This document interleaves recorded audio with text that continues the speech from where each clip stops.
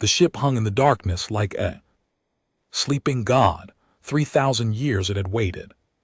Above Carveth Prime, a world of purple. Storms and empty cities, the planet. Below had once been home to a great civilization, now only ruins remained. But the ship above them had not aged a single day. Its black hull caught no light, its weapons never fired, its engines never moved, it simply existed, patient and eternal, as empires rose and fell beneath it. The galactic conquered, called it the Void Reaper.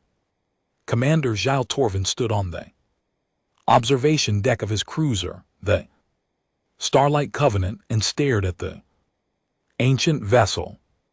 He had seen many things in his 200 years of service. He had fought in 3 wars. He had discovered new worlds. He had watched stars die. But nothing had ever made him feel as small as the ship. The Void Reaper was enormous. It stretched across the void like a blade, made of shadow.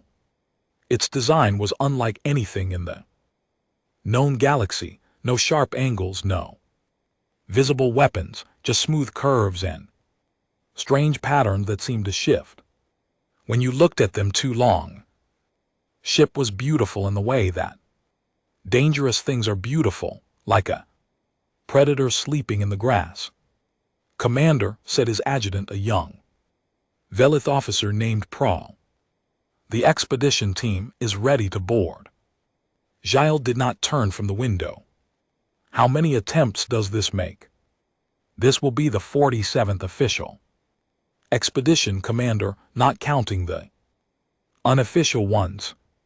47 times the greatest minds of the conquered had tried to unlock the secrets of the Void Reaper. 47 times they had failed. The ship allowed visitors to enter. It did not harm them, but it never responded to their commands. Its systems stayed dark, its computer stayed silent. It was like trying to wake a corpse. "Who is leading this expedition?" Giles asked. "Senior Scientist Molly's of the Velith Academy. She has assembled a team of 12 specialists from across the conquered, Velith engineers, Irani telepaths, Kreth weapons experts, even a thrill biologist in case the ship has organic components." Giles finally turned. His scales were a deep blue, marking him as a member of the warrior caste of his species. His eyes were golden tired, and the human Prahl's thin mouth twisted. It was not quite a smile.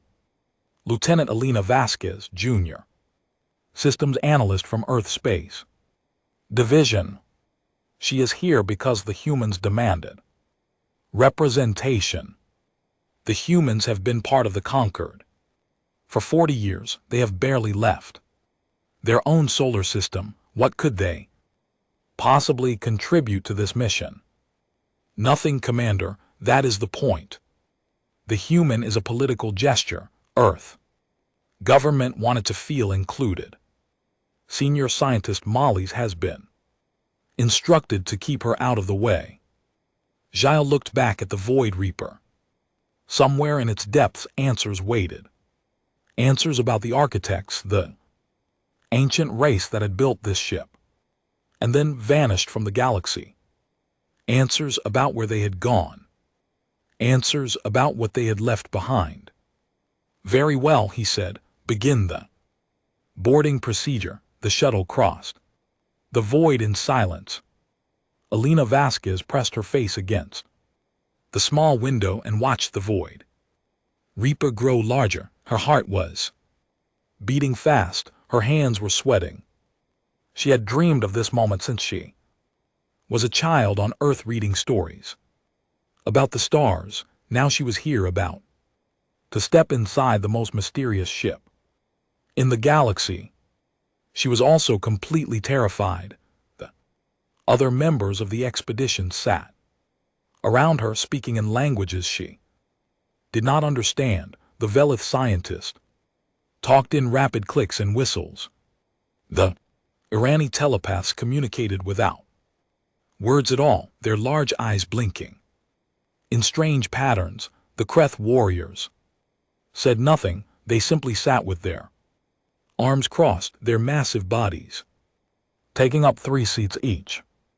Elena was the smallest person on the shuttle, she was also the youngest, and she was very aware that no one wanted her here. Human. The voice came from beside her. Elena turned to find senior scientist Molly's watching her with all 4 of her eyes. The Velith were tall and thin, with pale skin and too many joints in their fingers. Molly's was old even by their standards.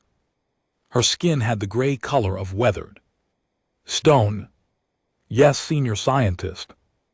When we enter the ship, you will stay at the back of the group. You will not touch anything. You will not speak unless spoken to. You will record what you see and nothing more. Is this understood? Elena nodded. Yes, senior scientist. Good. Molly's turned away. I do not know why your government insisted on sending you. This mission requires expertise that your species does not possess. But you are here now, so you will make yourself useful by not getting in the way.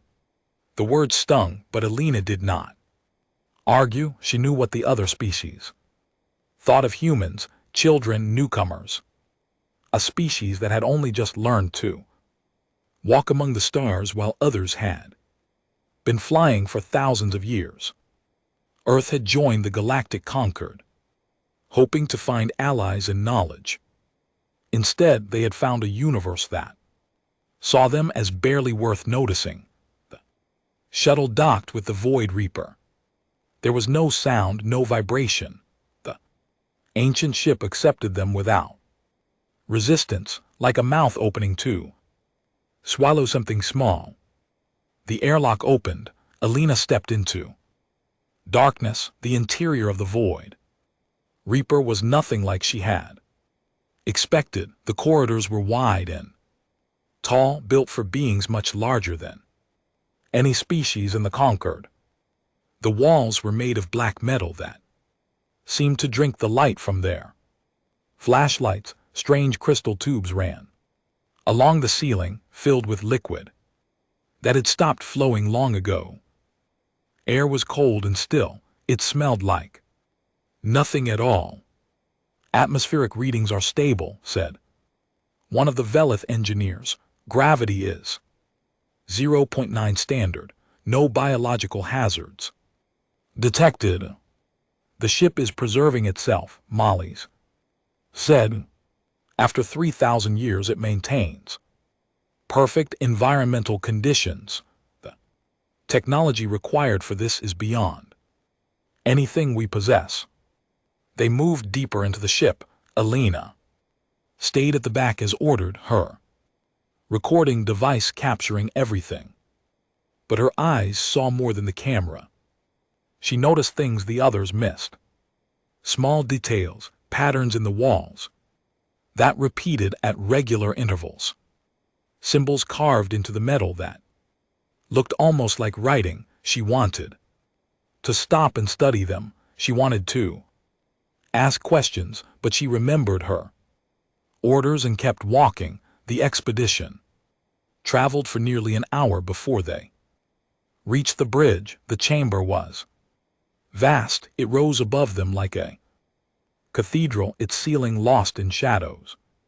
The walls curved inward, covered with more of those strange symbols. In the center of the room, rising from the floor like an altar, was a single console. It was made of the same black metal as the rest of the ship, but its surface was covered with crystals that caught the light and held it.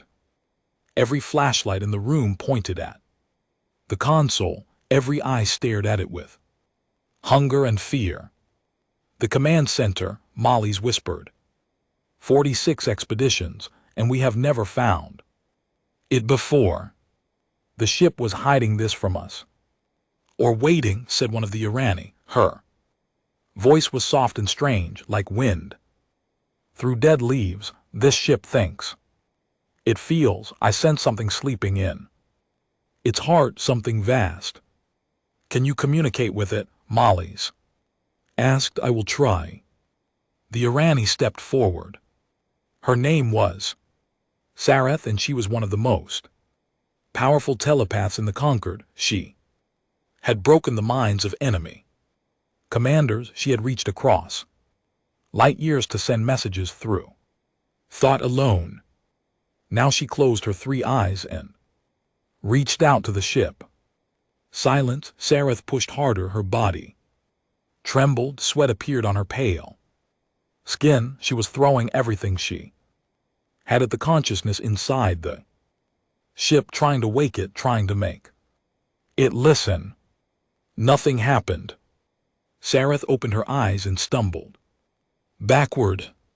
It does not respond. The mind is there, but it refuses to speak. It is waiting for something, but not for me. Let me try, said the lead Velith engineer. His name was Torax, and he had spent his entire life studying ancient technology. He approached the console and examined it with instruments that Alina did not recognize. Then he pressed his multi-jointed hands against its surface and began entering commands. The console stayed dark. Torax tried again. He changed his approach. He used different frequencies, different codes, different languages. He worked for 30 minutes, his movements becoming more and more frustrated. Finally, he stepped back. The interface does not recognize Velith biology. It does not recognize any of our standard communication protocols. The system is functional. I can detect power flowing through it, but it will not respond to me. Kreth. Molly's turned to the 2 massive warriors. Your ancestors were known for taking technology by force. Perhaps a more direct approach. The larger Kreth, a scarred veteran named Grath, stepped forward. He drew his fist back and struck the console with enough force to crack stone. Console did not even vibrate. Grath struck it again and again. He hit it with his weapon. He hit it with his head. Nothing. The ancient metal absorbed every blow without damage. Architects built to last, Molly said bitterly. Their materials are beyond our ability to damage. We cannot force our way in. One by one, the other specialists tried. The thrall biologist attempted to analyze the ship's organic components. There were none. The Irani telepaths worked together, combining their power. Still nothing. Even the equipment they had brought failed to produce results. The void Reaper sat in darkness, patient and silent, watching them fail.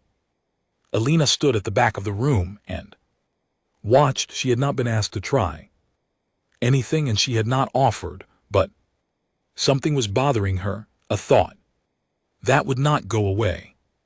She looked at the console. She looked at the experts standing around it, discussing theories and languages she barely understood. She looked at the symbols on the walls, the ones that almost looked like writing, and she realized something.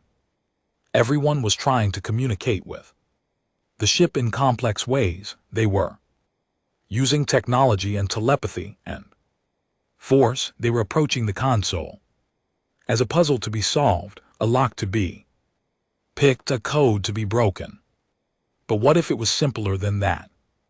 What if the ship was just waiting to be asked?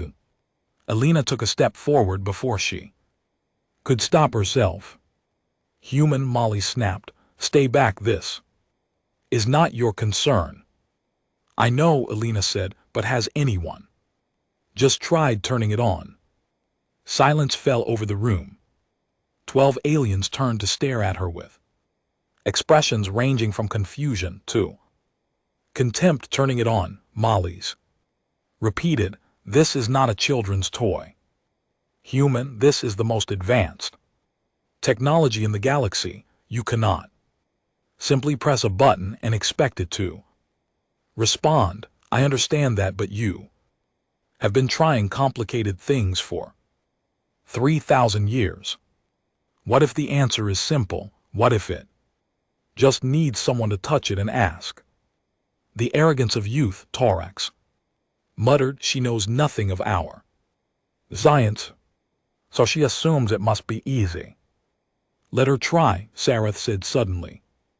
Everyone turned to look at the Irani telepath. Her 3 eyes were fixed on Alina with an intensity that made the human uncomfortable. "I sense something, a connection." "Let her try." Molly's hesitated. She did not want to let the human touch the sacred console. She did not want to admit that her team had failed where a child might succeed. But she was also a scientist, and scientists did not ignore possibilities. "Very well," she said. "Touch the console, human. Show us how simple it is." Alina walked forward. Her legs felt weak. Her heart was pounding so hard she thought it might break her ribs. Every eye in the room was on her. Every breath was held. She felt like she was walking to her own execution. The console rose before her, covered with symbols that seemed to glow faintly in the darkness. Up close she could see that the crystals on its surface were arranged in patterns, not random patterns. Deliberate ones, like keys on a keyboard. She reached out her hand. Her fingers touched the console, and the universe changed. Light exploded through the Void Reaper. Every dark corridor blazed with sudden brightness. Every dead system roared to life. The ship shuddered, not with damage, but with awakening, like a great beast opening its eyes after a long sleep. Alina tried to pull her hand back, but she could not move. The console was holding her in place, not with force but with connection. She could feel the ship in her mind. It was vast, it was ancient, it was alive. And it was speaking to her. The voice filled the chamber like thunder from a clear sky. It spoke in a language that Alina did not know but somehow understood perfectly. The words carved themselves into her thoughts with absolute clarity. Genetic signature recognized. Descendant confirmed. Welcome, child of Earth. The Void Reaper has waited 3,000 years for your arrival. The inheritance is ready to be claimed. Molly stumbled backward. Torax dropped his instruments. The Kreth warriors reached for weapons they could not use. Only Sareth remained still, her 3 eyes wide with understanding. "Impossible," Molly's whispered. "It responded to her. The ship responded to the human." Query received. The voice continued. "This unit will now provide historical context, displaying archive data." Air above the console shimmered. Light gathered and formed into shapes, images, holographic projections of things that had been dead for longer than most civilizations had existed.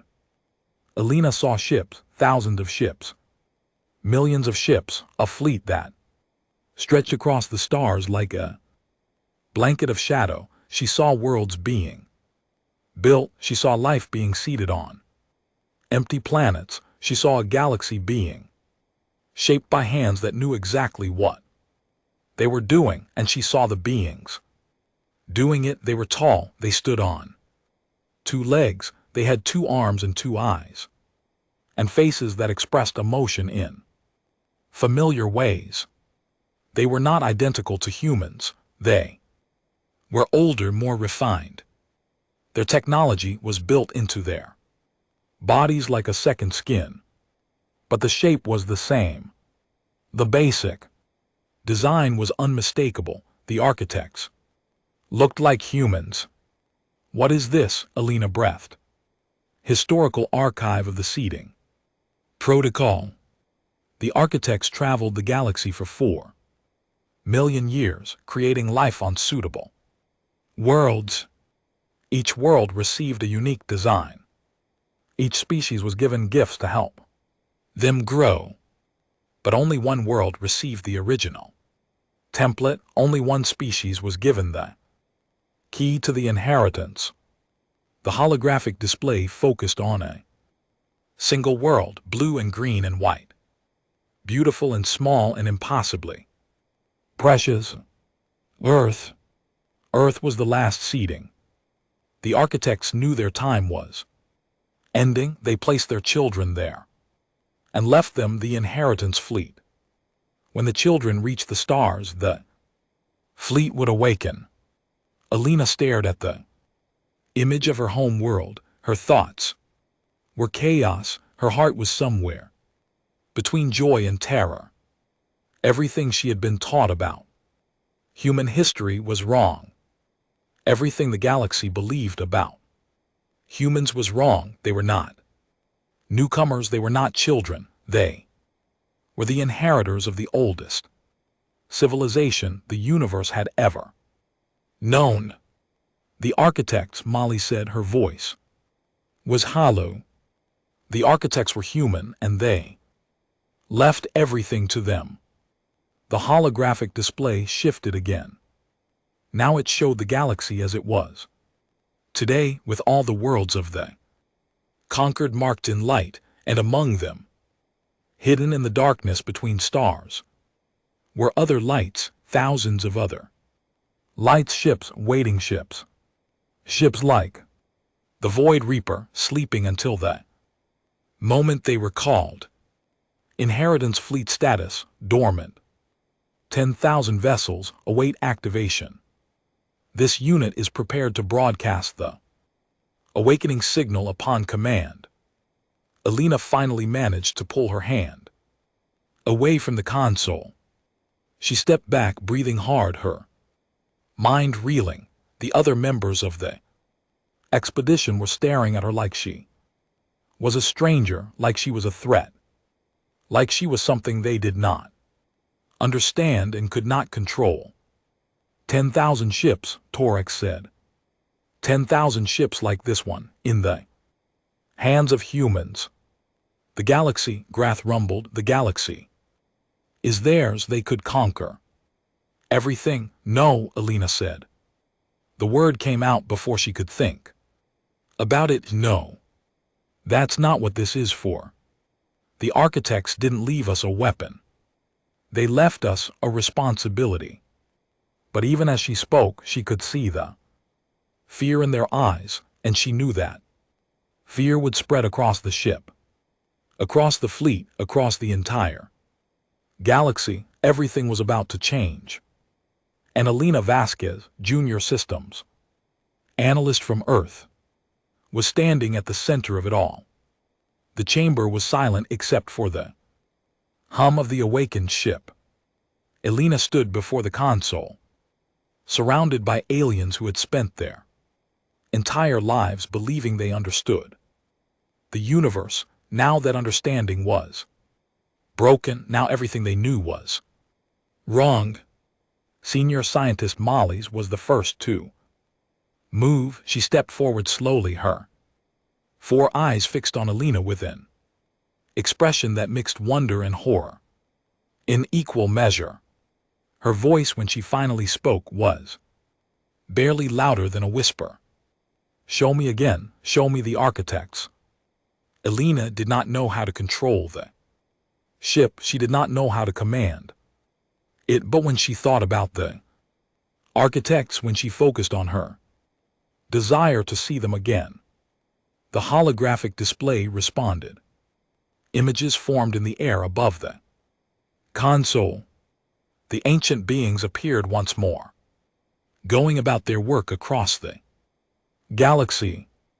Molly's watched in silence, Her scientific mind was trying to process what she was seeing, trying to fit this new information into frameworks that were built for a different reality. The architects had been studied for thousands of years. Every species in the conquered had theories about them. Some believed they were energy beings. Others thought they were machine intelligence. A few even believed they were gods. No one had ever considered that they might be human. The genetic structure, Molly said, we have analyzed organic samples found on architect ruins across the galaxy. The DNA never matched any known species. We assumed they were too different, too advanced, too far removed from modern life, but there was simpler. We were looking for something alien. We never thought to compare them to humans.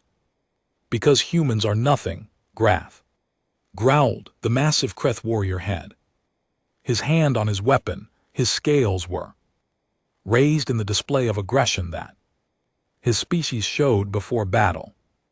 Humans are weak. Humans are slow. Humans have no natural weapons, no armor, no strength.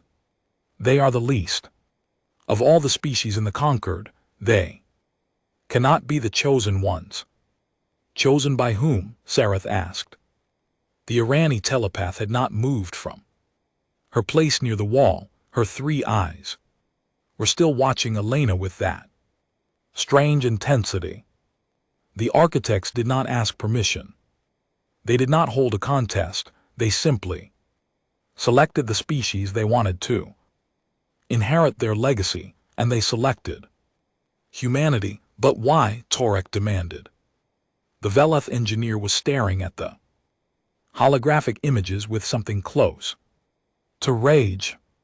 We are older than them. We are smarter than them. Our technology was crossing the stars while humans were still living in caves. What makes them worthy of this inheritance? Query detected. Ship's voice said. Accessing archive. Data on selection criteria. The holographic display changed again. Now it showed data streams and genetic sequences and information that Elena could not fully understand. But some of it was clear: charts comparing different species, graphs showing potential and growth, and something labeled adaptability index. The architects studied all seeded species before selecting an inheritor. Many candidates were considered. The Veleth possessed high intelligence but low genetic flexibility. The Kreth possessed strength but reduced capacity for cooperation. The Irani possessed mental abilities but limited physical adaptability. The display focused on a single graph. It showed a species that ranked moderate in most categories but exceptional in one. A measurement labeled survival. Persistence. Humans demonstrated the highest survival persistence of any seeded species. They adapted to extreme environments. They recovered from near extinction events. They developed technology despite lacking natural advantages. Most importantly, they demonstrated the capacity to change their behavior based on experience. This capacity was identified as essential for responsible use of the inheritance fleet. They chose us because we are survivors, Elena said slowly. Words felt strange in her mouth. She had never thought of humanity as special. On Earth, humans had always seemed fragile compared to other animals. They had no claws, no fangs, no armor, no venom. They survived through cleverness and cooperation and sheer stubborn refusal to die. Now she understood that this was exactly why the architects had chosen them. Survivors, Grath spat, cockroaches survive, bacteria survive. Survival means nothing. Survival means everything, Sarath said.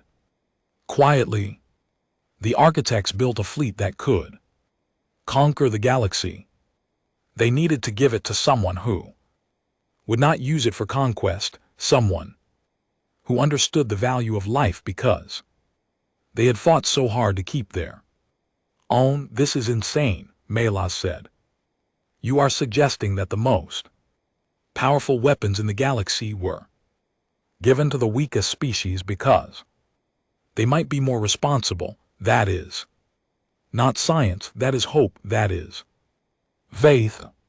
The architects operated on time scales that required both science and faith. The ship said. They seeded life knowing they would not survive to see it grow.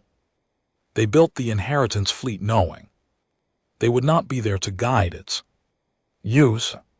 They made their choice and accepted the consequences. The choice was humanity. Commander Giles' voice crackled over the communication system. Expedition team, report what is happening on board. Our sensors are detecting massive energy signatures from the Void Reaper. The ship is fully active. Melas touched her communicator. Commander, we have made contact with the ship systems. The human Lieutenant Vasquez was able to interface with the central console. The ship has provided historical data about the architects. What kind of data? Melas hesitated. How could she explain this? How could she tell the commander that everything they believed was wrong? That the mysterious ancient race was actually an earlier version of the species they had all dismissed as insignificant. Commander, I think you need to see this for yourself. The response was immediate. I am on my way. While they waited, Elena explored the console. She did not touch it again, but she studied the symbols on its surface and the patterns in its crystals.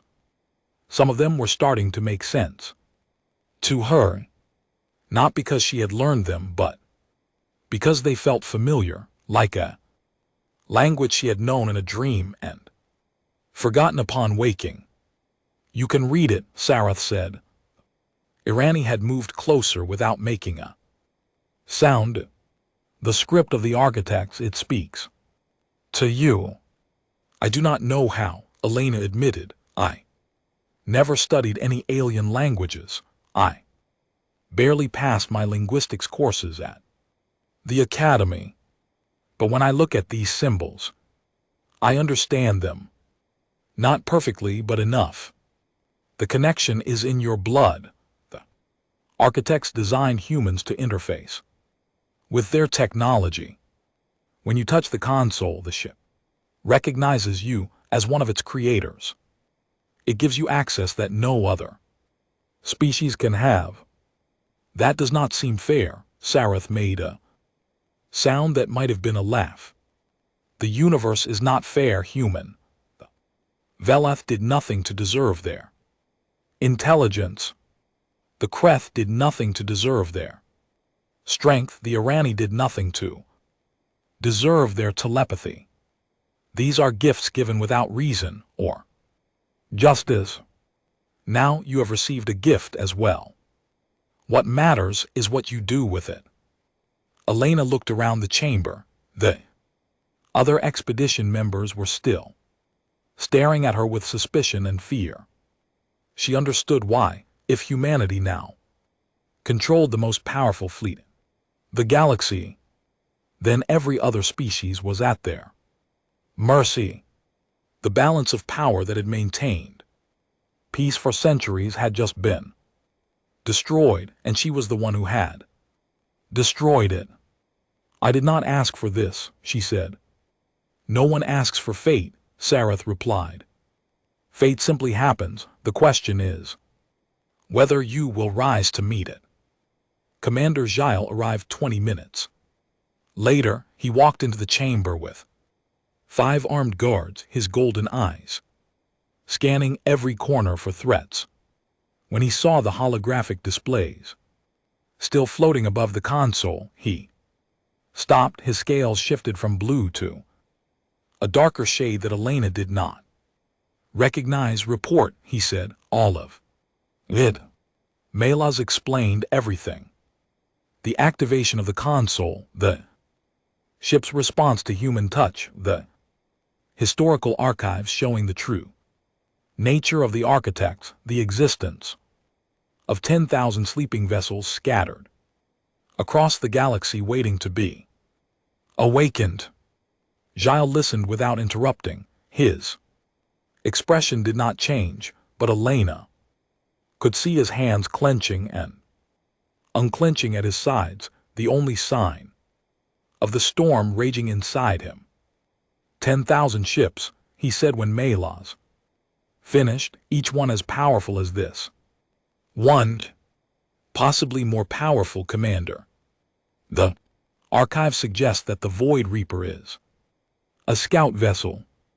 The main fleet contains much larger ships with weapon systems that we cannot even imagine. And all of it responds only to humans. That is correct. Gilles turned to Elena.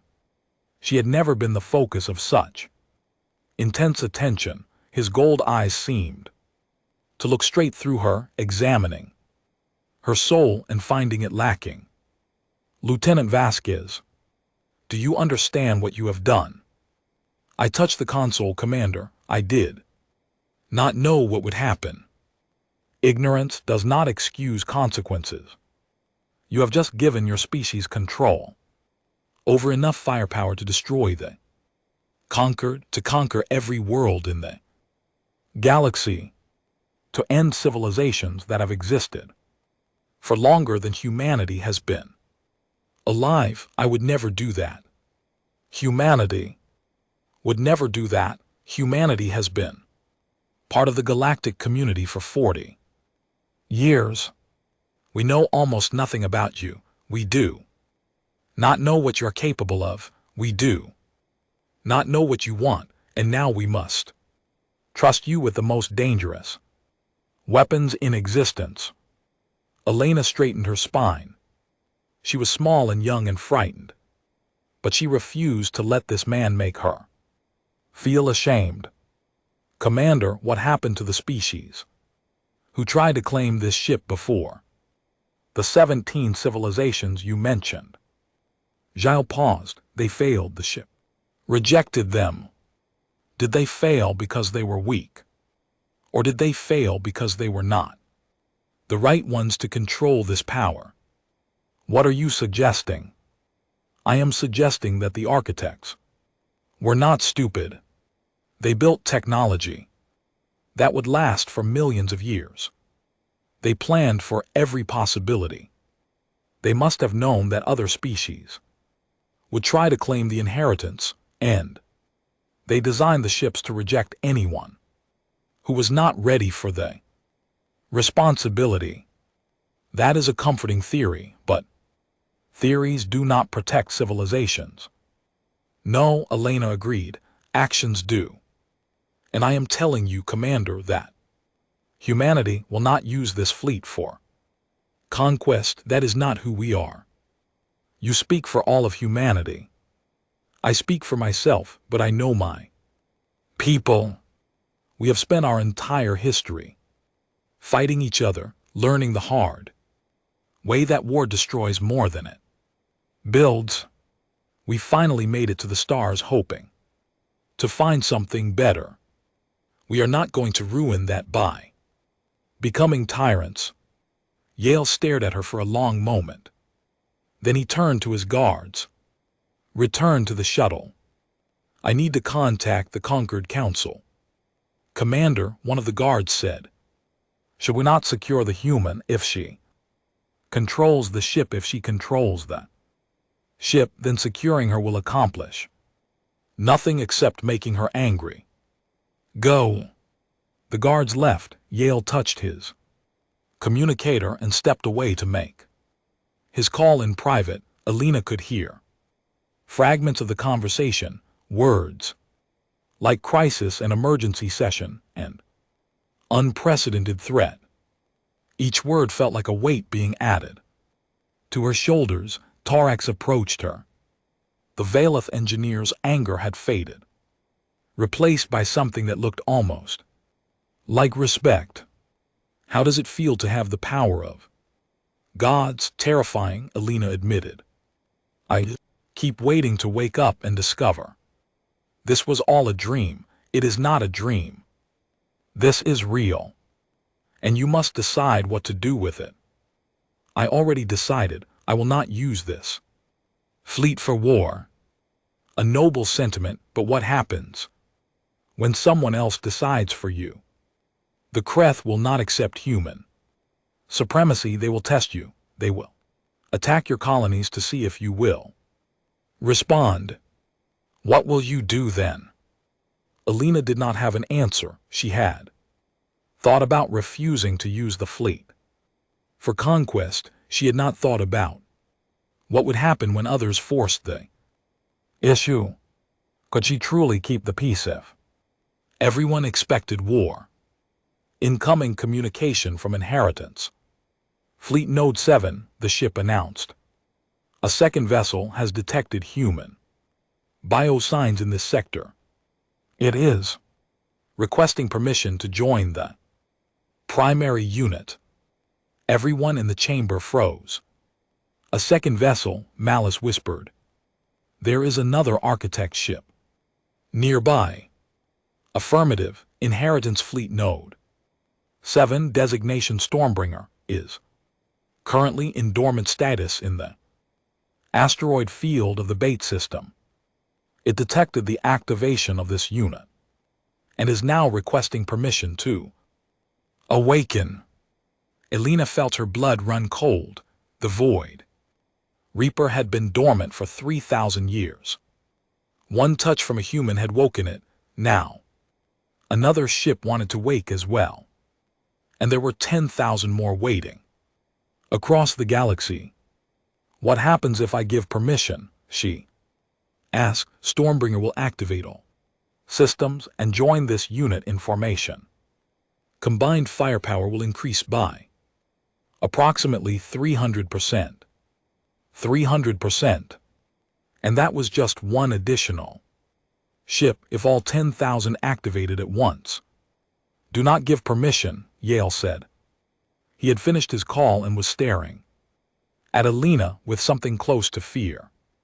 The Conquered Council is convening an emergency session. They need time to discuss the situation. If more ships activate before they reach a decision, there will be panic.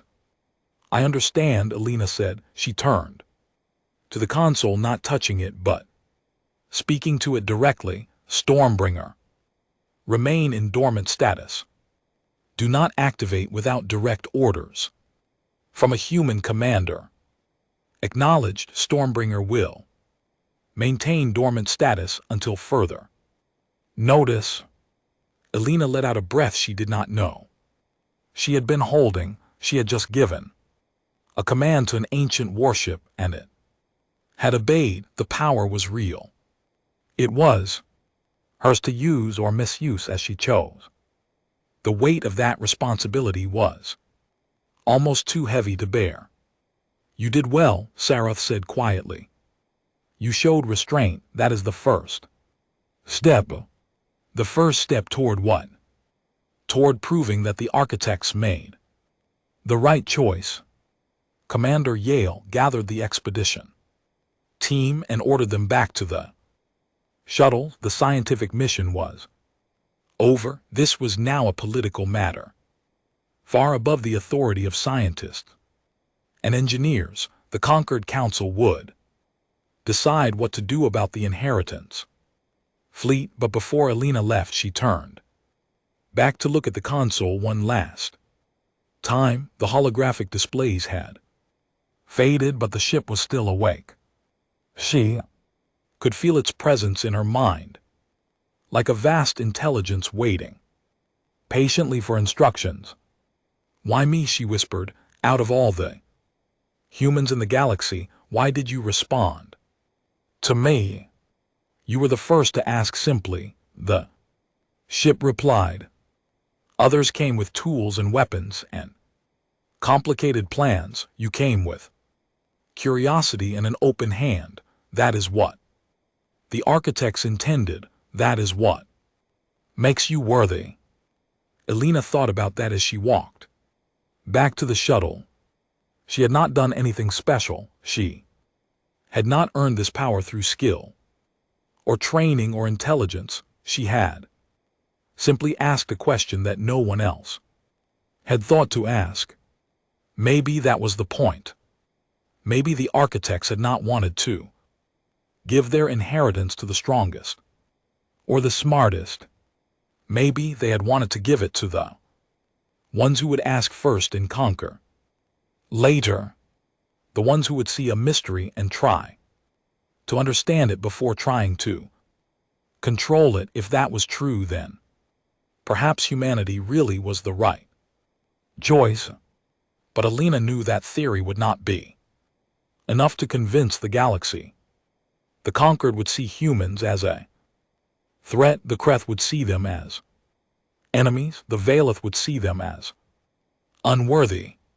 Fear and jealousy would spread like fire through dry grass. And somewhere in the darkness between stars, 10,000 ships were waiting for a human to call them, waiting for the inheritance to be claimed. Elena did not know what would happen next, but she knew one thing for certain. The galaxy would never be the same. The shuttle departed from the Void Reaper, carrying its passengers back to a universe that no longer made sense. Behind them, the ancient ship hung in the void, its systems humming with power that had been dormant for 3,000 years. For the first time since the architects had vanished, the galaxy had new masters.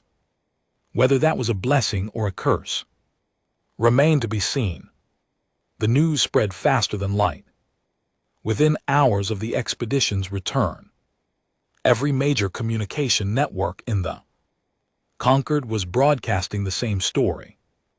The Void Reaper had awakened. The architects had been identified. Humanity had inherited a fleet of 10,000 warships that could crush any force in the known galaxy.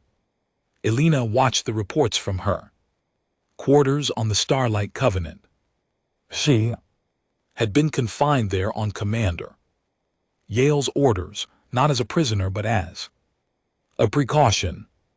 The other species on the ship were afraid of her. She could see it in their eyes when they passed her in the corridors. She could hear it in their whispered conversations.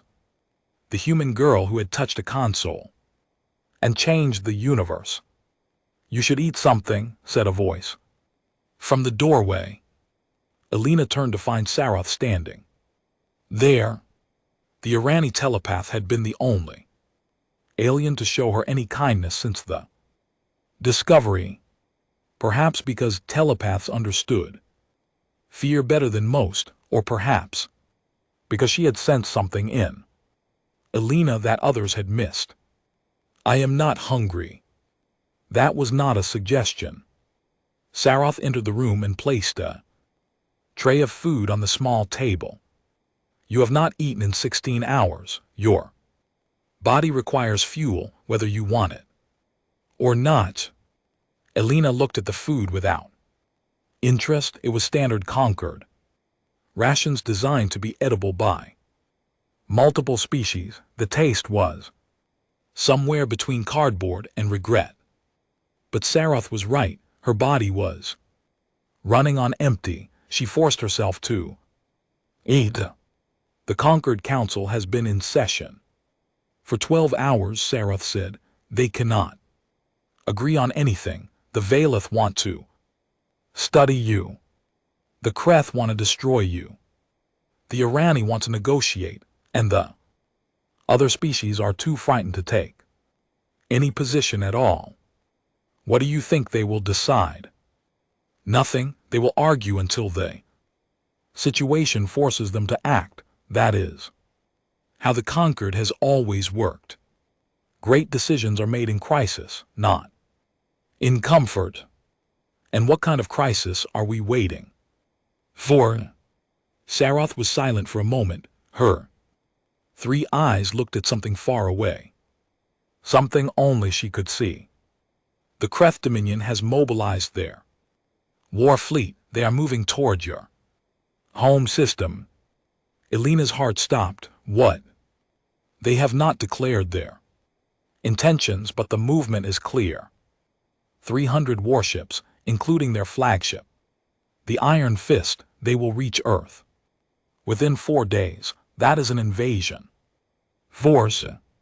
They are going to attack Earth. Perhaps, or perhaps they are testing you, seeing if you will use the inheritance fleet to protect your home. Either way, the crisis you asked about is coming. Elena stood up so fast she knocked the tray off the table. Food scattered across the floor, but she did not notice. Her mind was racing. Earth, her home, 7 billion people who had no idea that an alien war fleet was coming. For them, I need to talk to Commander Yale. He will not help you. The conquered has no treaty with Earth that requires mutual defense. If the Kreth attack, the conquered will officially condemn the action and do nothing. Then I need to talk to the Void Reaper. Saroth studied her with those unblinking eyes. You would use the inheritance fleet to defend Earth? Of course I would. Would you not defend your home? Yes, but I would also consider the consequences. If you activate the fleet to fight the Kreth, you prove their fears correct. You show the galaxy that humans will use this power for war, even if it is defensive war, even if it is justified. It will make every other species more afraid of you. What is the alternative? Let them destroy Earth. Let billions of people die because I was too worried about appearances. There is no good alternative. That is the nature of power. Every choice has consequences, and you cannot avoid them by refusing to choose. Elena sank back into her chair. The weight of the situation was crushing her. She was a junior systems analyst. She had been trained to manage databases and run diagnostics and write reports.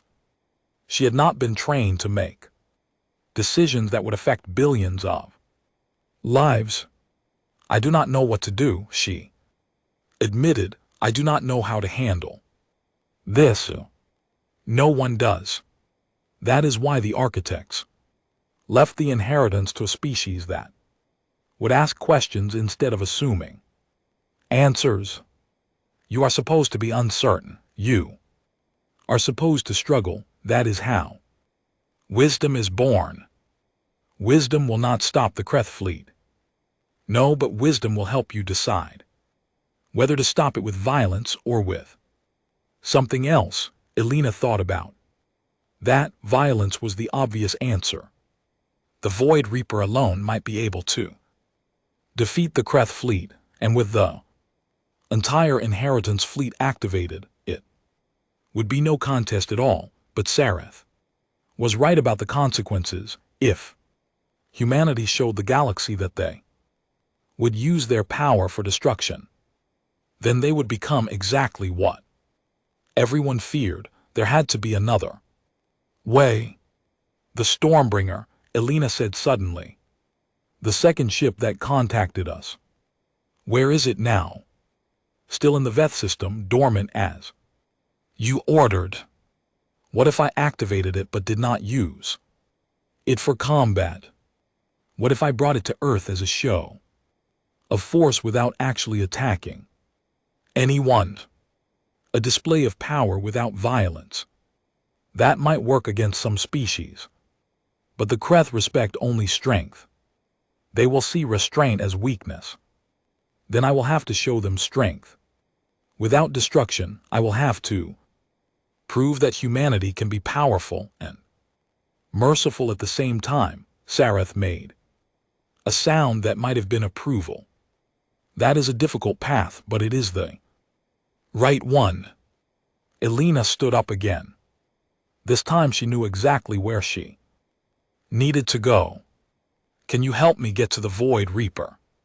I need to interface with the ship's systems again. Commander Yale has forbidden anyone from returning to the ship. Then I will have to disobey orders. Sareth was quiet for a long moment. Then she smiled, an expression that looked strange on her alien face. I was hoping you would say that. Follow me.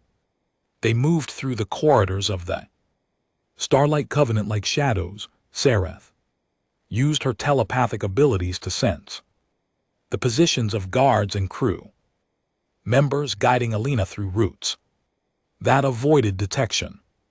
It was not easy. The ship was on high alert and every doorway was watched, but they reached the shuttle bay without being caught. The shuttle that had carried them to the Void Reaper was still there, locked down and guarded by two Velith soldiers. Sareth touched Elena's arm.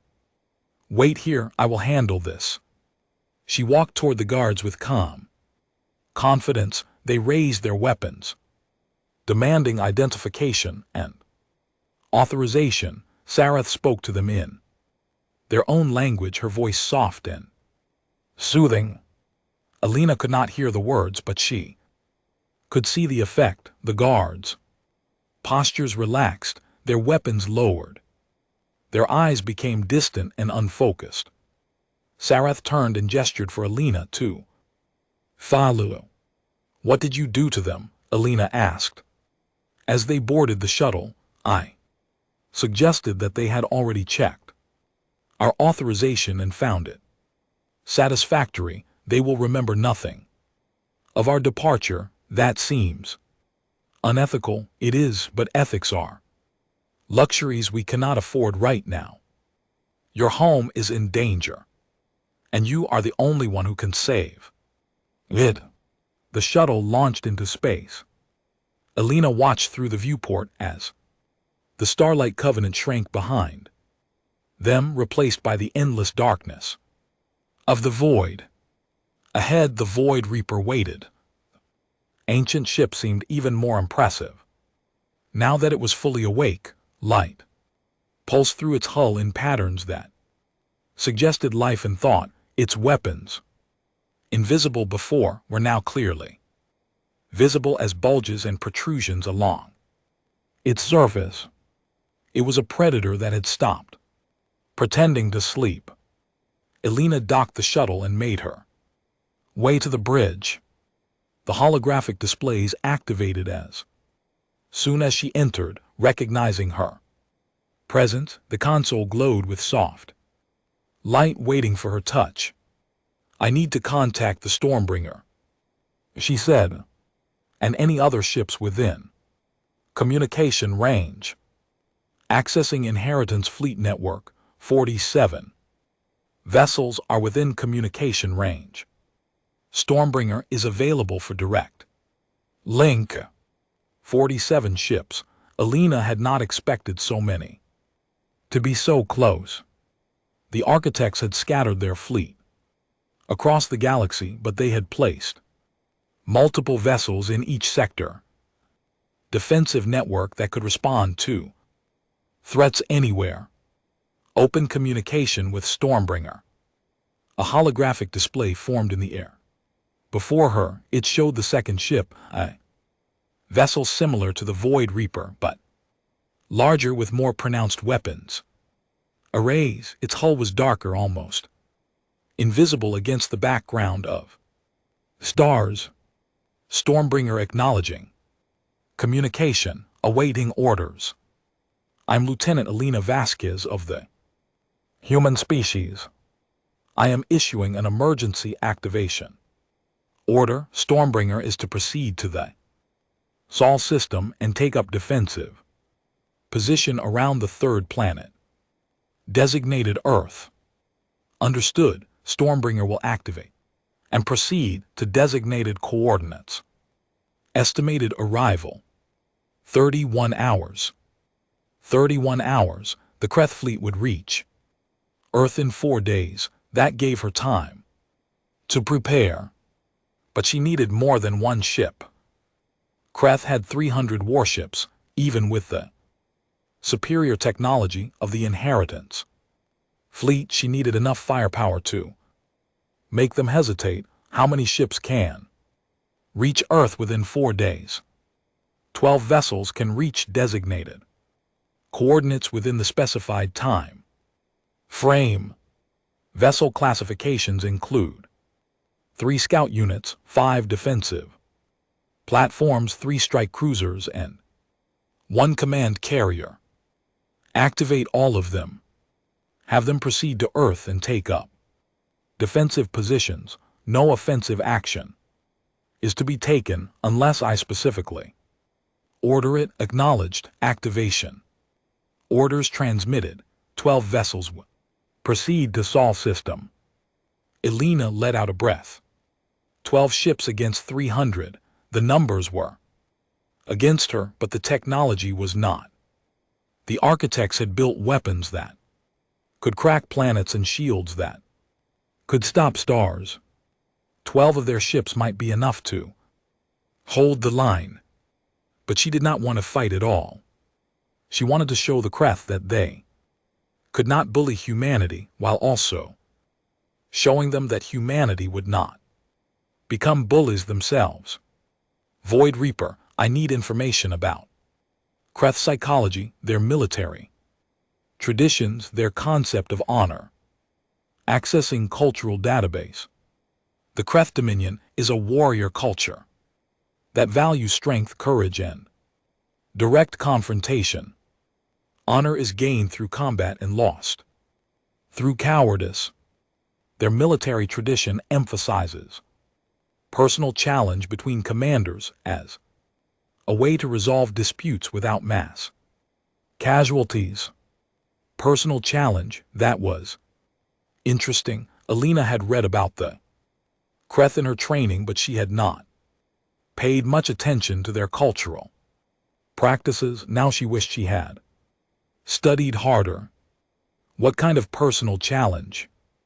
Kreth commanders may issue or accept challenges of single combat. The winner of such a challenge is considered victorious in the larger dispute. This tradition dates back to their pre-spaceflight era, when resource wars were devastating their civilization. The challenge system was developed to preserve warrior honor while reducing unnecessary death. A system designed to prevent war while still allowing warriors to prove their worth. The Kreth were not mindless brutes. They had developed sophisticated social mechanisms to manage their aggressive nature, and that gave Elena an idea. If I challenge the Kreth commander to single combat, what would happen? The challenge would be considered valid under Kreth tradition. If the Kreth commander refused, he would be dishonored. If he accepted and lost, the Kreth fleet would be obligated to withdraw. If he accepted and won, you would be dead, and the Inheritance fleet would pass to the next available human. What if I did not fight personally? What if I challenged him to ship combat instead? My ship against his. Winner takes all. That variation is acceptable under Kreth tradition, though less honor than personal combat. The outcome would be binding on both parties. Elena smiled. It was a dangerous plan, but it might work. The Void Reaper against the Kreth flagship. One battle to decide the fate of Earth. If she won, the Kreth would have to withdraw. If she lost, she would be dead, and someone else would have to figure out how to save humanity. But she would not lose. The architects had built their ships to be unbeatable. The Kreth might be fierce warriors, but they were fighting against technology that was millions of years more advanced than their own. Set course for Earth, she ordered, and prepare a communication to the Kreth fleet commander. I am going to challenge him to a duel. The Void Reaper began to move. Its engines, silent for 3,000 years, roared to life with power that made the stars themselves seem dim. Alina watched the view through the holographic displays, her heart pounding with fear and determination. She was going home, and she was bringing an army with her. Behind her, across the galaxy, 11 ships began their journeys, ancient vessels awakening from endless sleep, their systems coming online, their weapons charging. The inheritance fleet was stirring, not all of it, not yet, but enough. The Kreth had wanted to test humanity. They had wanted to see if the new masters of the Architect's legacy were worthy of their power. They were about to get their answer. Commander Giles discovered Alina's escape 2 hours after she left. He stood on the bridge of the Starlight Covenant, watching the sensor readings that showed the Void Reaper moving away at speeds his ship could not match. She is heading for Earth, his adjutant reported, and our sensors are detecting other vessels activating across the sector. The inheritance fleet is waking up. Giles said nothing for a long moment. He had spent his entire career trying to protect the Conquered from threats. Now he was watching the greatest threat of all move beyond his control. Contact the Conquered Council, he said finally. Tell them that the human has taken action. The war for the galaxy has begun. But even as he gave the order, Giles felt something he had not expected. Hope. The human girl had not fled in fear. She had not waited for others to solve her problems. She had taken responsibility for her people and was going to defend them. Perhaps the architects had known what they were doing after all. Perhaps humanity was exactly what the galaxy needed, or perhaps they were all about to die. Only time would tell. Earth had never looked so beautiful. Alina stood on the bridge of the Void Reaper and watched her home world turn slowly in the darkness. Blue oceans, green continents, white clouds swirling in patterns that changed every moment. 7 billion people lived down there, going about their daily lives without knowing that an alien war fleet was coming to destroy them. Not if she could help it. Inheritance fleet units have arrived in system, the ship announced. 12 vessels, now in defensive formation around Earth. Alina looked at the tactical display. The 12 ships were arranged in a sphere around the planet, their weapons ready, their shields active. Each one was a masterpiece of engineering built by a civilization that had conquered physics itself. Together, they represented more firepower than every human weapon ever created. And she controlled all of them. Responsibility was terrifying. One wrong decision and billions would die. One moment of weakness and humanity's future would be lost. Alina was 26 years old. She had graduated from the Earth Space Academy 3 years ago. She had never commanded anything more important than a data management team. Now she commanded a fleet that could reshape the galaxy. The Kreth will arrive in 16 hours, she said. What do we know about their commander?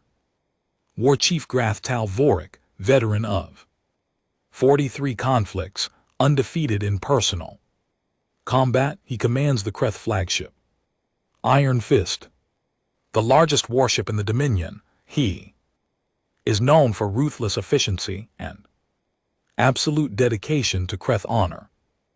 Undefeated in personal combat, that is. Not encouraging, his record is based on conventional warfare he has never faced. Architect technology, but I have never faced combat at all, at least he has. Experience can be a limitation as well as an advantage. War, Chief Grath will rely on tactics that have worked in the past. You will be forced to adapt to a situation you do not understand. Adaptation is humanity's greatest strength. Alina considered that the ship was right. Grath had been fighting wars for longer than she had been alive. He knew how to win battles using the weapons and strategies he understood. But the Void Reaper was something completely outside his experience. He would have to adapt to fight it, and adapting was not what the Kreth did. Best, maybe she had a chance after all. Open a communication channel to Earth. Government, they need to know what is happening. The holographic display shifted. A moment later, the face of Earth's Secretary General appeared. He was an older man with gray hair and tired eyes, the kind of leader who had spent his entire career dealing with problems that had no good solutions. Now, he was facing the biggest problem of all. Lieutenant Vasquez, I have received reports about your activities. The Conquered Council is furious. They are calling you a rogue agent, a threat to galactic peace. With respect, Secretary General, the Kreth were coming to destroy Earth before I did anything. I am trying to stop them by activating an ancient alien war fleet. Do you understand how dangerous that is? You have made humanity the most feared species in the galaxy. Every civilization that was neutral before is now preparing for war. They were already preparing for war. The only difference is now we can fight back. The Secretary General rubbed his eyes. I have been in politics for 40 years. I have negotiated with every species in the Conquered. I know how they think, and I am telling you that what you are doing will make things worse. What would you have me do? Let the Kreth destroy our home. Let 7 billion people die because it might upset the political balance? No, of course not, but there must be a better way than this. If there is, I have not found it. The Kreth respect only strength. I'm going to show them strength, and then I'm going to show them mercy. That is the only way to change how they see us. The Secretary General was silent for a long moment. When he spoke again, his voice was softer. You sound very certain for someone so young. I am not certain at all. I am terrified, but someone has to do something, and I am the only one who can control these ships, so I am going to do my best and hope it is enough. And if it is not enough, then humanity will have to find another way. But I do not intend to fail. The communication ended. Alina turned back to the tactical display, studying the positions of her ships and trying to imagine how the battle might unfold. She had never received military training. Everything she knew about combat came from games and stories, but the ship had tactical databases that stretched back millions of years. She would not be fighting alone. The hours passed slowly. Alina tried to rest but could not sleep. She tried to eat but could not taste the food. Her mind kept returning to the same thoughts, spinning in circles that led nowhere. What if she was wrong? What if the Kreth were stronger than she expected? What if humanity's first true test in the galaxy ended in failure? She was standing on the bridge watching. Earth turned beneath her when the sensors detected the approaching fleet. Kreth War Fleet Entering System 312. Vessels, flagship Iron Fist is at the center of formation. Elena felt her heart rate spike.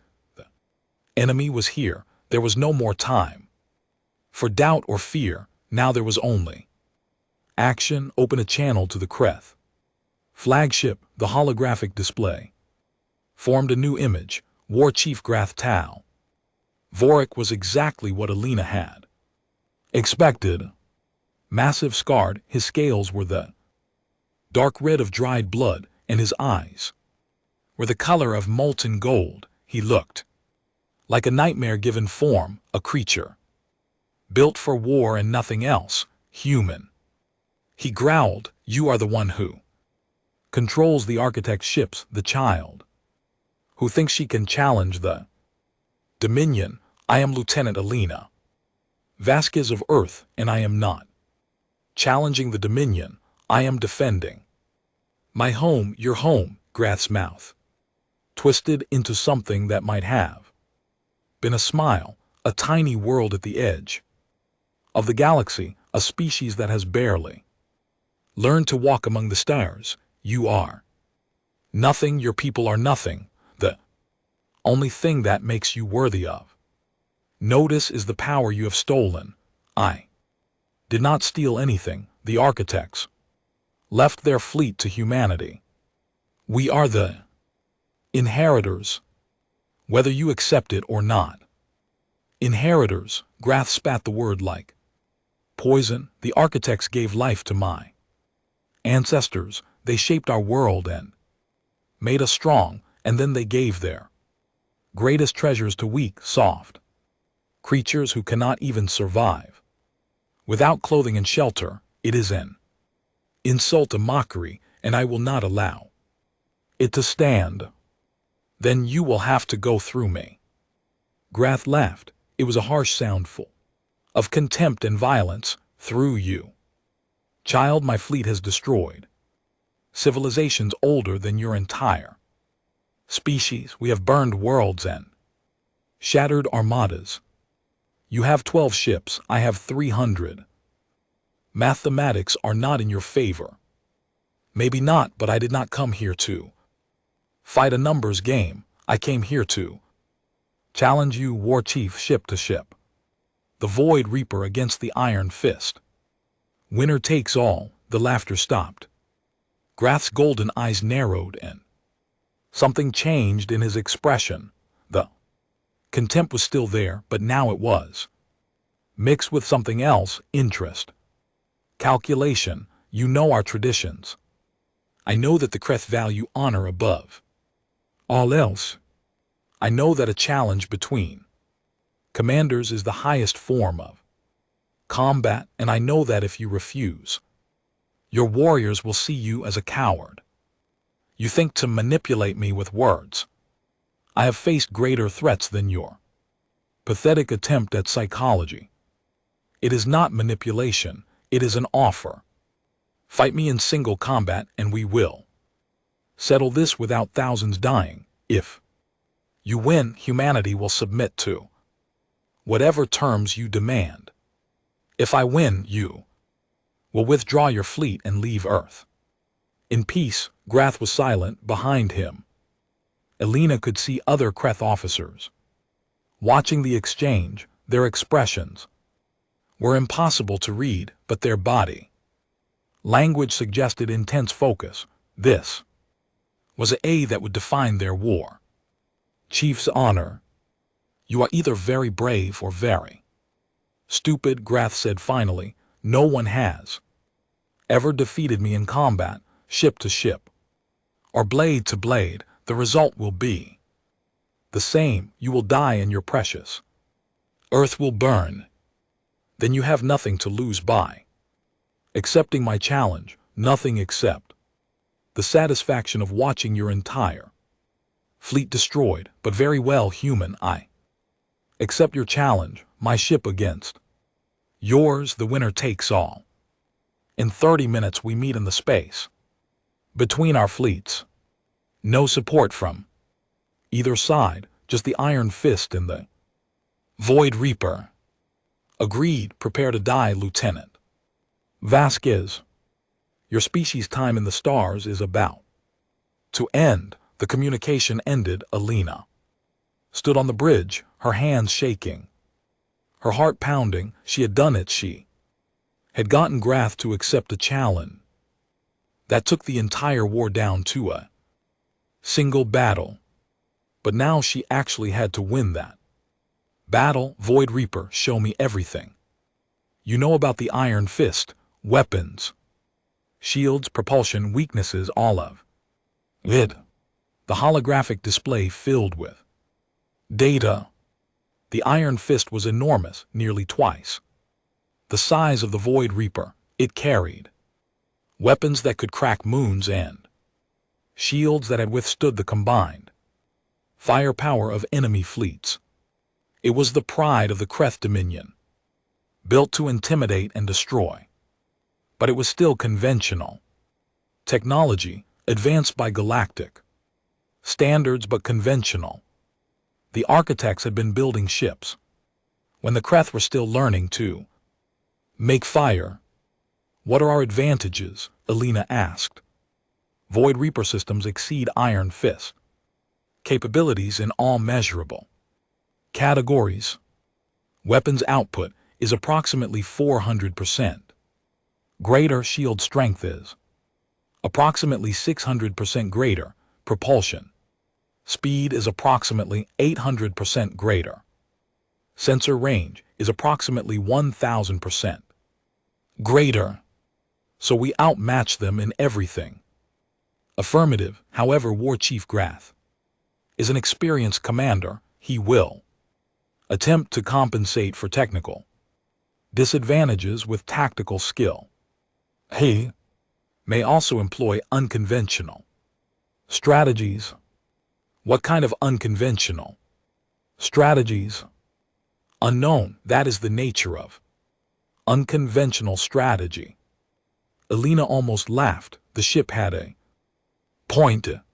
She could plan for everything she expected, but she could not plan for the unexpected. That was where instinct and adaptation came in. The minutes passed. Alina used the time to study the Void Reaper's controls, learning how to direct its weapons and shields and engines.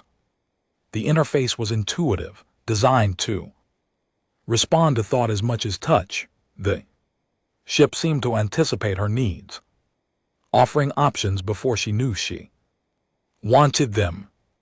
By the time the deadline arrived, she felt ready, not confident, not certain, but ready. Iron Fist is approaching designated combat zone. War Chief Grath is requesting confirmation of challenge terms. Alina took a deep breath. Confirm all terms. Single combat, no interference. Winner takes all. Terms confirmed. Combat will begin when both vessels reach the designated zone. The Void Reaper moved forward. Alina watched through the display as the Iron Fist grew larger, its massive hull covered with weapons and armor that had conquered dozens of worlds. It was a brutal ship designed to intimidate before it destroyed. Grath wanted his enemies to know fear before they died. Alina was afraid, but she was also determined. She had come too far to fail now. The two ships faced each other in the empty space between fleets. The Iron Fist was enormous, blocking out the stars behind it. The Void Reaper was smaller but sleeker, its black hull absorbing light while its weapons glowed with contained energy. Begin, Grath commanded. The Iron Fist opened fire. Dozens of weapons blazed to life, sending beams of destruction toward the Void Reaper. The attack was overwhelming, enough firepower to destroy a small moon. The Void Reaper's shields absorbed everything without flickering. Alina had expected the attack Grath was testing. Her defenses, looking for weaknesses he could exploit. She let him fire for several seconds. Let him see that his weapons were useless. Let him understand what he was facing. Then she fired back. A single beam lanced out from the Void Reaper. It struck the Iron Fist shields and punched through them like they were not there. The beam carved a line across the Kreth flagship's hull, cutting through armor and destroying weapons emplacements. The Iron Fist shuddered. Emergency systems activated. Grath roared orders at his crew, demanding they return fire, demanding they find a way to hurt the human ship, but there was no way. The technology gap was too great. The Kreth were fighting against weapons that had been old when their ancestors were born. Alina could have ended the battle right there. She could have destroyed the Iron Fist with a single concentrated attack. The ship systems told her exactly where to strike to cause a catastrophic reactor breach. Grath and his crew would be dead and the war would be over, but that was not why she had come. War Chief Grath, she said, opening a communication channel, your shields are gone. Your weapons cannot hurt me. I could destroy you in the next 5 seconds, but I am not going to. Grath's face appeared on the display. His scales had gone pale and his golden eyes were wide with something Alina had never expected to see in a Kreth warrior. Fear, what game are you playing? Human. No game. I challenged you because I wanted to prove that humanity can fight. Now I want to prove that we can also show mercy. You are defeated, War Chief. Your ship is crippled. Your fleet is watching. If I destroy you now, I prove that humans are just another violent species. But if I let you live, I prove something else. What could you possibly prove by sparing me? That the architects made the right choice. They gave us power because they believed we would use it wisely, not for conquest, not for revenge, for protection.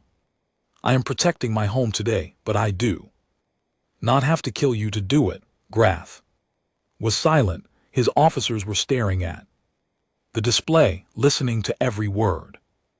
The entire Kreth fleet was listening. The entire galaxy was listening because Alina had left the communication channel open to everyone. You have won the challenge, Grath said. Finally.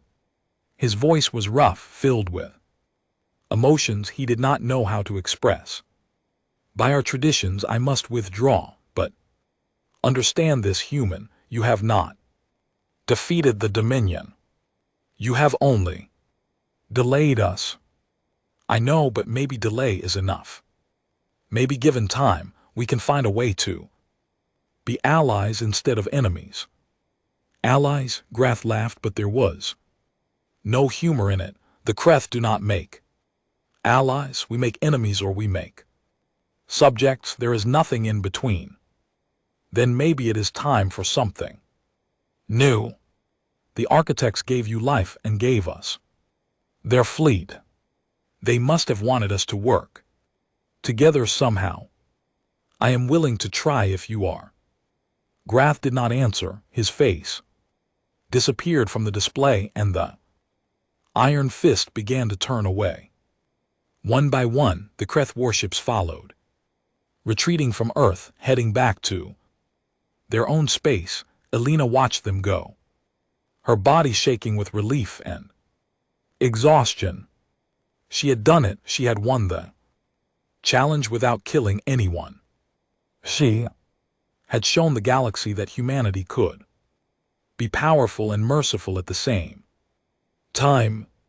But she knew this was only the beginning. The Kreth would be back. Other species would test her.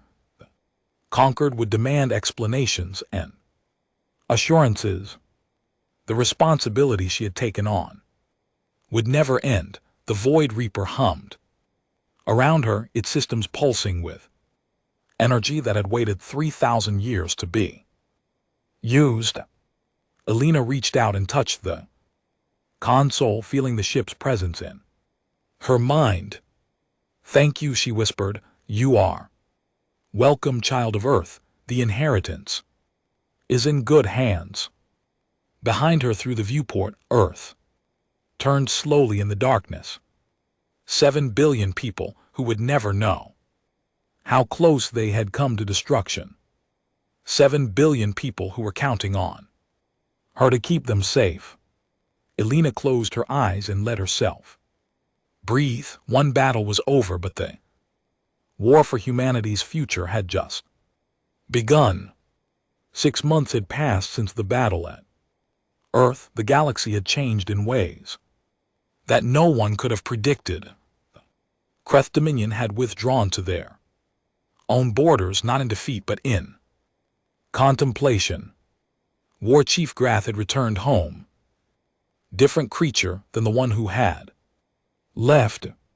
He spoke of the human girl who had shown him mercy when she could have shown destruction. He spoke of power used with wisdom instead of rage. His warriors did not know what to make of it, neither did the Kreth leadership. The conquered had fractured. Some species demanded that humanity be destroyed before they became too powerful. Others argued that humanity had proven themselves worthy of their inheritance. The debates raged in council chambers across the galaxy, filled with fear and hope in equal measure, and at the center of it all stood Elena Vasquez, who was no longer a junior systems analyst from Earth. She stood on the bridge of the Void Reaper, watching the stars spin slowly past the viewport.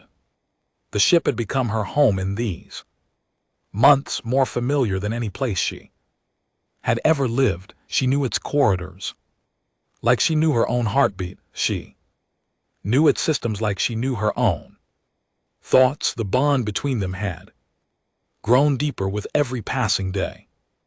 "Admiral Vasquez." The voice came from the doorway. A young man in an Earth military uniform stood there, holding a data pad. His name was Marcus Chen, and he served as her adjutant.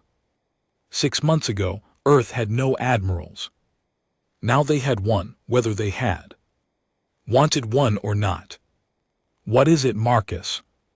"We have received a communication from the Irani Collective. They are requesting a meeting."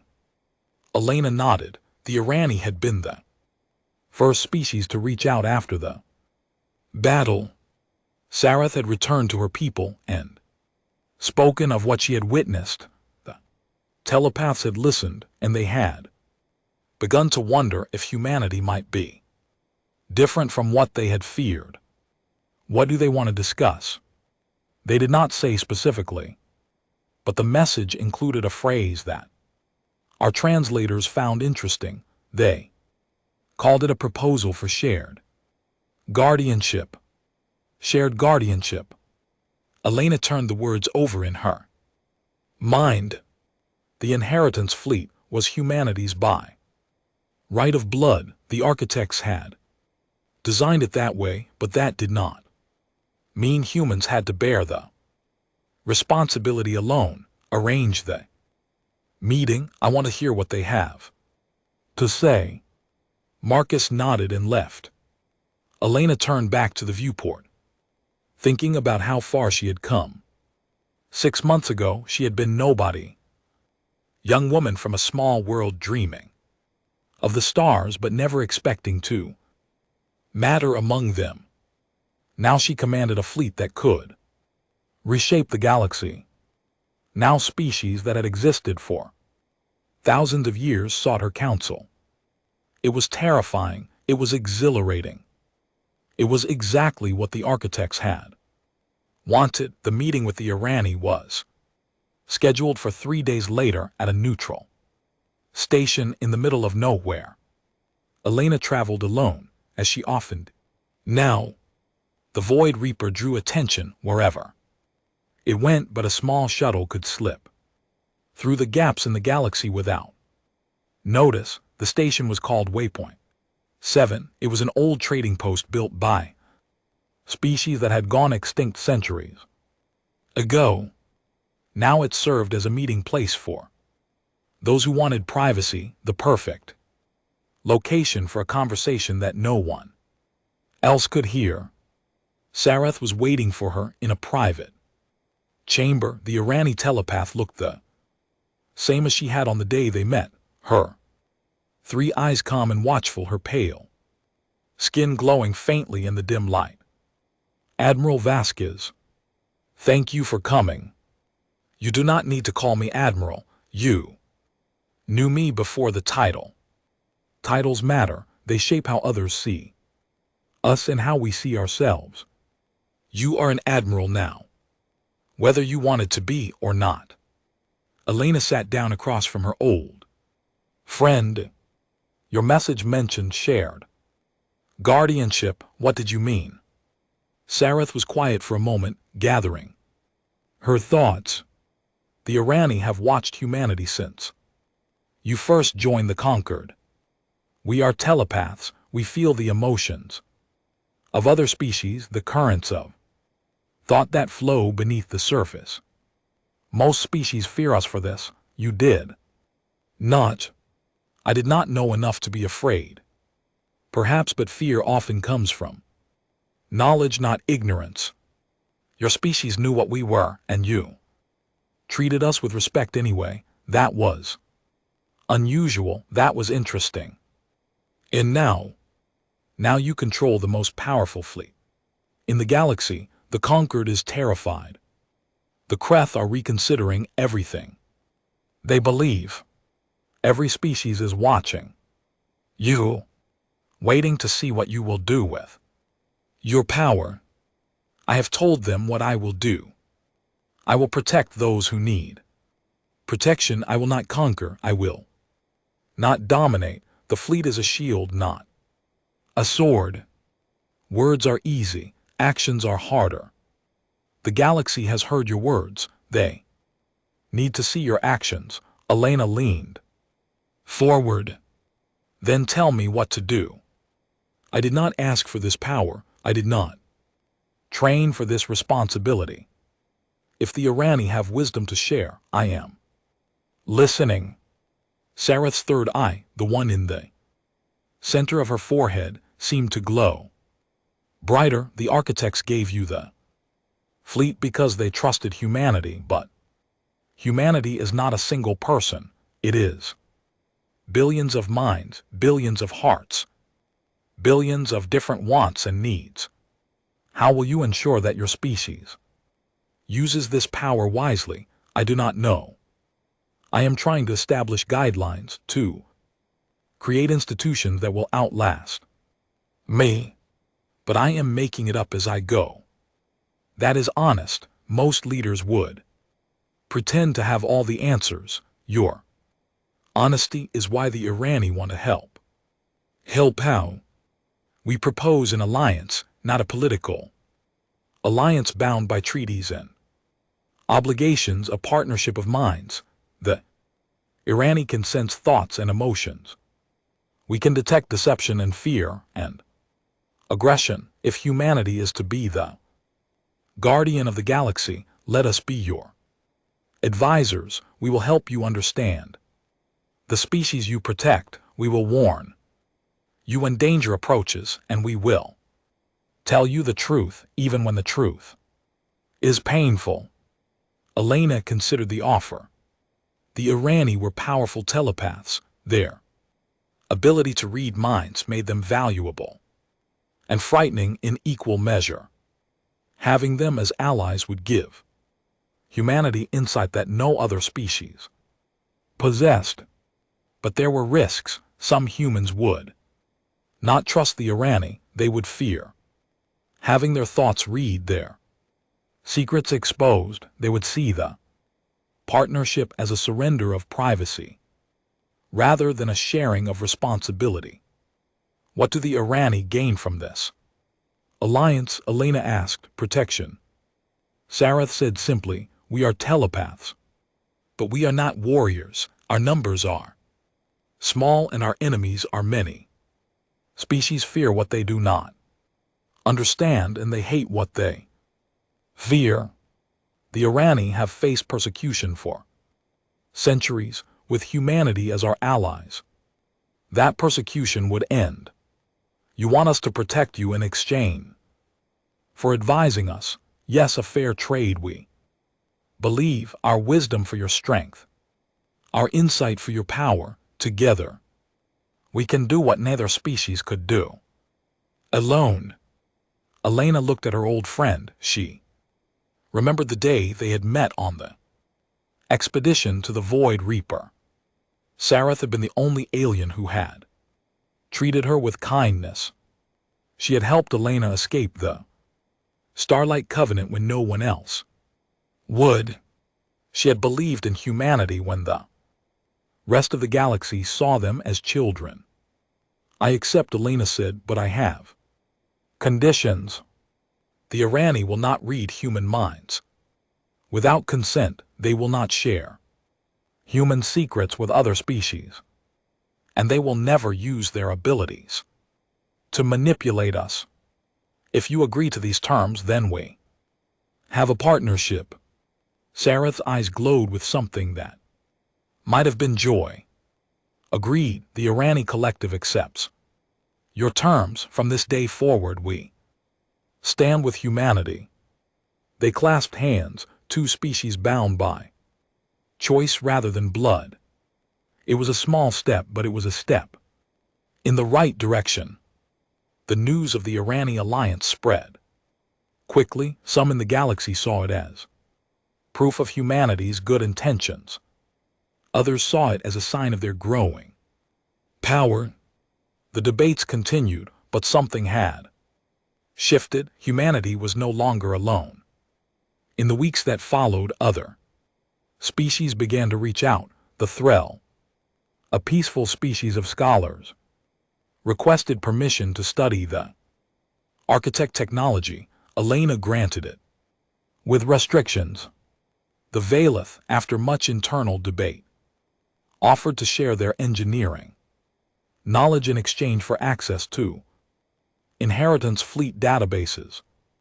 Elena accepted with conditions. Step by step, humanity was building bridges instead of walls. Not everyone approved. Earth's government worried that Elena was giving away too much. The Kreth hardliners called for renewed war. The conquered conservatives demanded that humanity be contained, but Elena kept moving forward, guided by a simple principle that the architects had taught. Power was meant to be shared, not hoarded.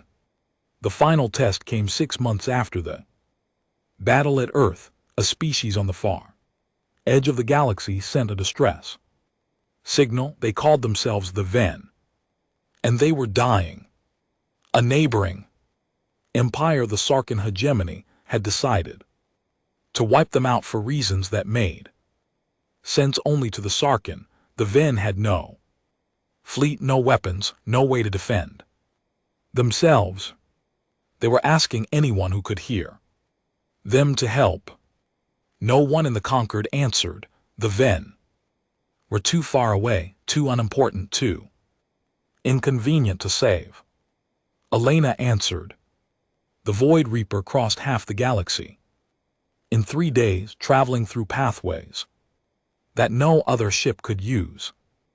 It arrived at the Ven homeworld to find a Sarkin fleet in orbit, preparing to bombard the surface. Elena opened a communication channel. This is Admiral Elena Vasquez of the Inheritance Fleet. You will cease your attack immediately and withdraw from the system. The Sarkin commander laughed at her. He had never heard of humanity. He had never seen an architect's ship. He had conquered dozens of worlds, and he was not going to be stopped by one small vessel. Then Elena activated the Void Reapers. Weapons she did not fire on the Sarkin ships, instead she fired on the asteroids in the outer system, vaporizing 3 of them in rapid succession. The display of power was unmistakable. Any species with sensor technology could see what had happened.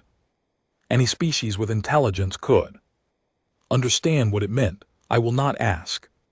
Again, Elena said, leave the system now or I will remove you.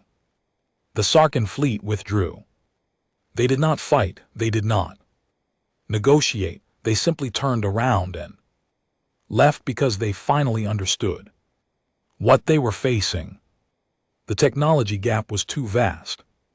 Fighting the Inheritance fleet was suicide.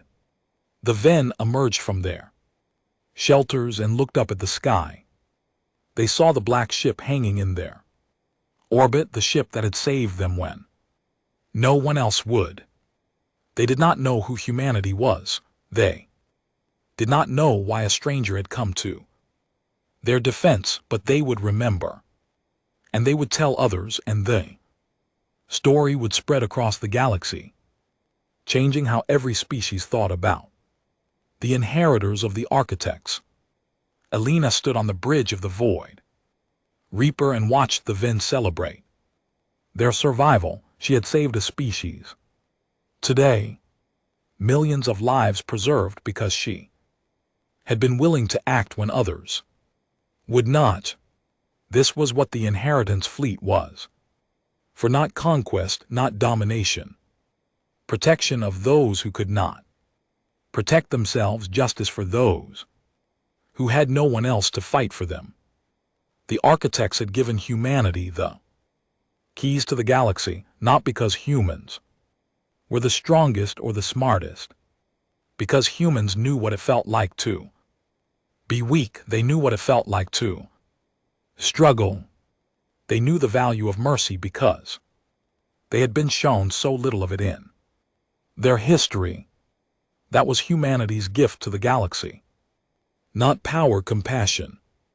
1 year after Elena touched the console on the Void Reaper, she stood before the Galactic Conquered Assembly. Representatives from 300 species filled the vast chamber, their attention focused on the small human woman at the center. You invited me here to explain humanity's intentions, Elena said. You want to know if you should fear us. You want to know if we will become conquerors the way so many powerful species have before. She paused, looking around the chamber at faces both familiar and strange. I cannot promise you that humanity will never make mistakes. We are flawed like every species. We have wars in our history, cruelty, injustice. We are not perfect, and we never will be. But I can promise you this. We understand what power means. We spent our entire existence fighting to survive on a single world. We struggled against predators and diseases and ice ages and each other. We learned slowly and painfully that cooperation brings survival and conflict brings destruction. The architects gave us the Inheritance fleet because they trusted us to use it wisely. I intend to honor that trust. The fleet will defend those who cannot defend themselves. It will protect those who face extinction. It will stand against tyranny wherever tyranny rises. We do not want to rule you. We want to stand beside you. We want to build a galaxy where power is used for protection, not domination, where strength serves the weak instead of crushing them. Elena raised her hand, and the holographic displays throughout the chamber activated. They showed the Inheritance fleet, all 10,000 ships, spread across the galaxy in defensive Positions. They showed the worlds that humanity had already helped, the species that had been saved, the conflicts that had been prevented. This is what the inheritance fleet is. For not conquest, not empire. Guardianship, we are the galaxies. Protectors now, and we will not let it fall. The chamber was silent for a long moment, then slowly the Irani delegation rose to their feet. They began a sound that Alina had never heard before. A high keening note that seemed to resonate with something deep in her soul. Other species began to join them, adding their own sounds to the chorus until the entire chamber was filled with a symphony of voices. Sarath appeared beside Alina, her 3 eyes glowing with emotion. They are singing the song of acceptance. It is the Irani way of welcoming a new ally into our community. The other species are adapting it to their own traditions. What does it mean? It means they believe you. It means they are willing to trust humanity, at least for now. It means the beginning of something new. Alina listened to the alien music. Filling the chamber, she thought about everything that had led to this moment. A young woman touching a console, an ancient ship awakening from sleep. Challenge accepted and a battle won. Without killing. Step by step, decision by decision, she had walked a path that the architects had prepared for her long before she was born. She did not know what the future held. The Kreth might attack again. Sarkin might seek revenge. New threats would emerge and old allies might become enemies. The galaxy was vast and dangerous, and humanity was still young. But they were not alone anymore. And they never would be again. The song of acceptance faded into silence. Alina looked out at the assembly, at 300 species who had just welcomed humanity into their community. She felt the weight of responsibility on her shoulders, heavier than ever, but somehow bearable now. She was the admiral of the inheritance fleet, the guardian of a galaxy, the inheritor of the architect's dream. And she was just getting started. Far away in the depths of space, 10,000 ships hummed with patient energy. They had waited 3,000 years for their inheritors to arrive. Now they were awake, ready to serve, ready to protect. The galaxy had new guardians, and humanity would not let them down.